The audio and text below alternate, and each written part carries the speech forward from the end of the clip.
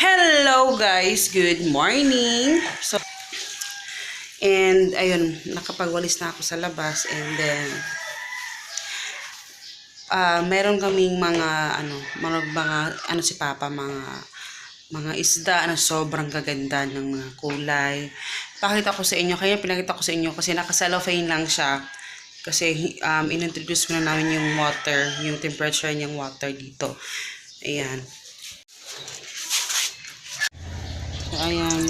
Inintroduce ni Papa yung water. Sige na nga, anong isda pa? Gapi. Gapi. Yan yung gapi.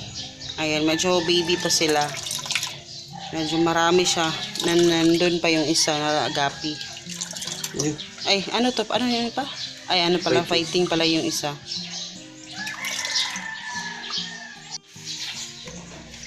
Yun, for the meantime guys, ito muna yung lalagyan natin ng mga fighting natin kasi walang ibang malagyan. So, ito na yung ating mga gapi. Gapi ni pang, no? Fighting. Ay, fighting. Gapi ko na ilagay. Ayan, separate natin. Ito yung mga lalaki na, fighting. Ay! Ang liliit yun. Lagayan. Walang ibang malagyan.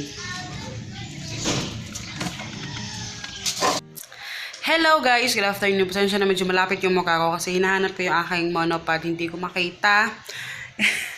Kanina, dito pala, wait lang. Hello guys! Good afternoon. Ayan. So kanina, actually ganun ako nakapag-vlog, no? Kasi umalis si Papa and namili siya ng mga stocks. But then, kami naman, nandito lang sa bahay. So ngayon ako nakapag-vlog kasi may ginawa ko kanina sa mga stocks. But anyway, so kahapon nga, yun yung ating, ilang beses ba kami actually, hindi pa katapusan na namin yung piso wifi. And, gusto ko lang kayo bigyan ng update kung kumusta ba yung negosyo namin ng piso wifi. Kasi, mamaya may sasabihin ako sa inyo kasi ang dami nagbabaha yung nagme-message sa akin about sa piso wifi sa kabilang channel.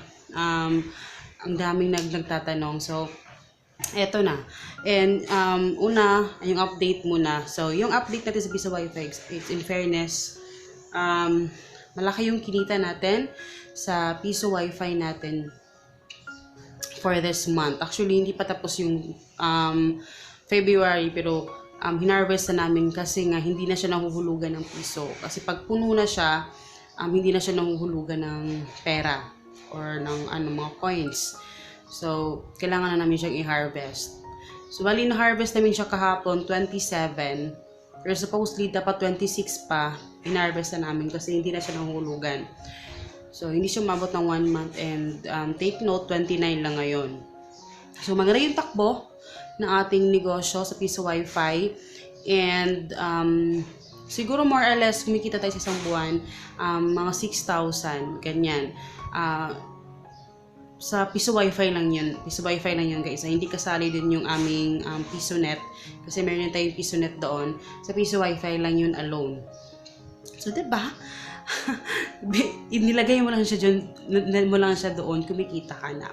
And ayun nga, so medyo malaki yung kinita natin doon and ayun, kailangan din natin i-invest ibang bagay. So now, kasi ang dami sa inyo nagtatanong about it.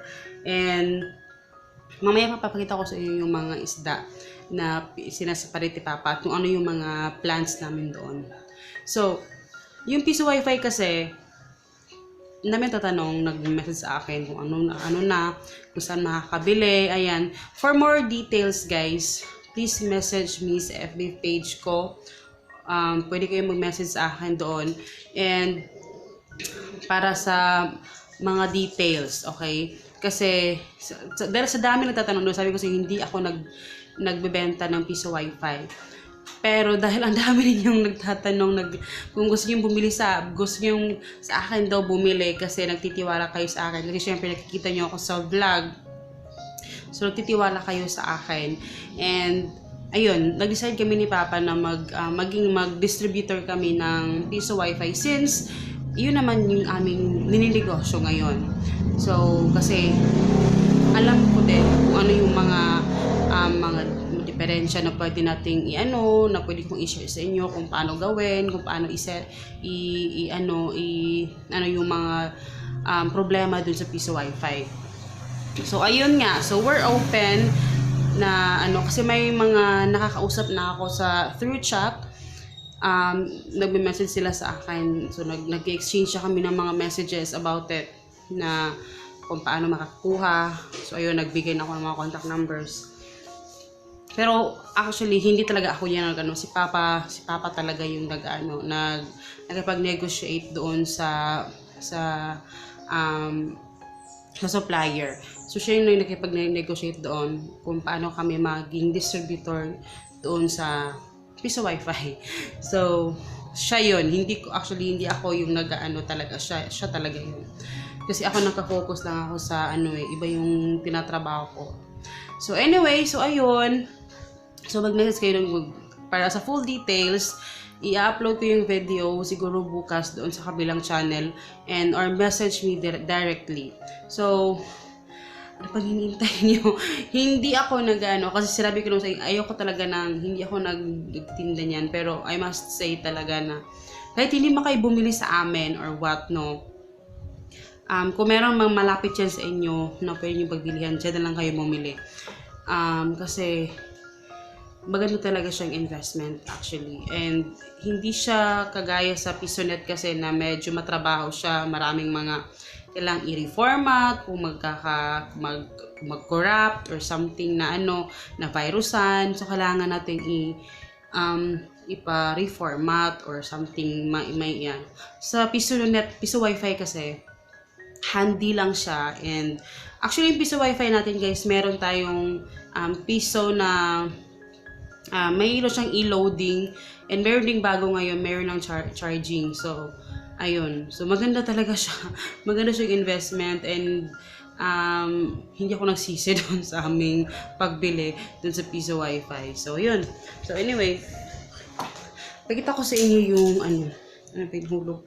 Pakita ko sa inyo si Hagi nagko-computer doon. Pakita ko sa inyo yung mga isda na pinagkakaabalahan ni Papa. So ito yung mga isda na pinagkakaabalahan ni Papa. Ito lahat fighting ito. So ito dito sa mga boys to. Ito for the meantime yung ginamit niya kasi naghahanap pa siya ng malalagyan. Pero mga maliliit pa kasi to, mga babies pa to. So hindi pa naman to pang breeding, no? Pero may nakakita na akong nagbabubbles dito, oh. Nagbabubbles na siya. Kasi sa kasi pag nagbabubbles na siya, pag marami ng bubbles guys, ibig sabihin ready na siya na makipag-mate sa female, ibang female na fighting. So ayan siya, maganda siya. Ayan, so bali boy girl. So inano na ni Papa yan, pinapares-pares na niya lahat ng yan. So mamaya sabihin ko sa inyo kung anong plano ni Papa dyan, okay? So dito naman guys, ito yung mga ibang isda. Ayan siya, mayroon tayong mga maliliit na isda dyan, oh. Ayan siya, meron tayong mga small na isda. Ang ganda nila, no? Ayan. Ay, chuchay! Down, ching! Ayan. Ay! Ito yung ginaglagyan namin. So now, ano bang plano pa rin sa isda na yan? Actually, si Papa talaga, dati pa naman nag-ano siya ng mga isda, pero hindi na natutuloy kasi syempre maraming mga ibang inaasikaso. And then, di ba, nung may nagkaisda rin kami ng mga koi. Pero yung sa koi kasi medyo maselan kasi yung koi, medyo may pagka-high maintenance din yung koi kasi kailangan ng pump or something ganyan. Yan kasi mga isda na yan, walang pump. So alam namin kung paano siya palakihin, at then yun din. So maraming plans si Papa. Alam mo yung nahilig siya nagtatrabaho, yung mga hobbies niya nagagawa na niya. So pinapabayaan ko lang siya na ng mga isda kasi gusto niya mag-breed ng mga isda. And nag-start lang muna siya sa mga fighting at saka yung sa mga ano bang tawag doon. Nakalimutan ko yung pangalan nun. So meron na siyang mga plans, and hopefully magtagumpay siya sa kanyang mga plano.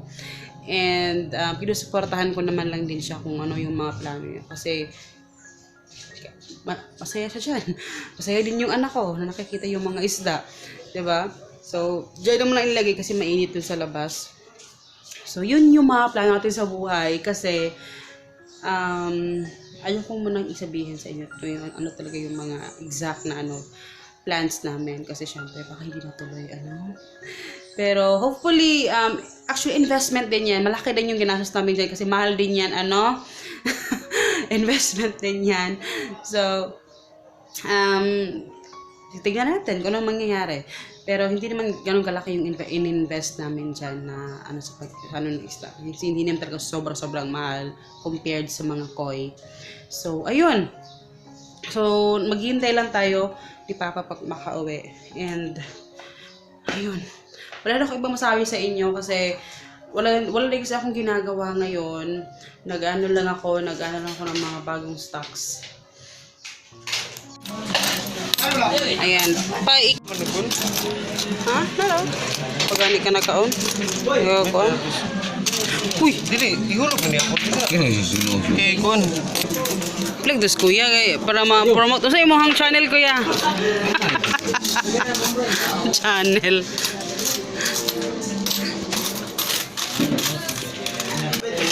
Ito wala, kali ito kasi wala ito. Talawan support ko din. Ito naman sa guys sa Pisonet. Ayan. Ito sa Piso Wi-Fi.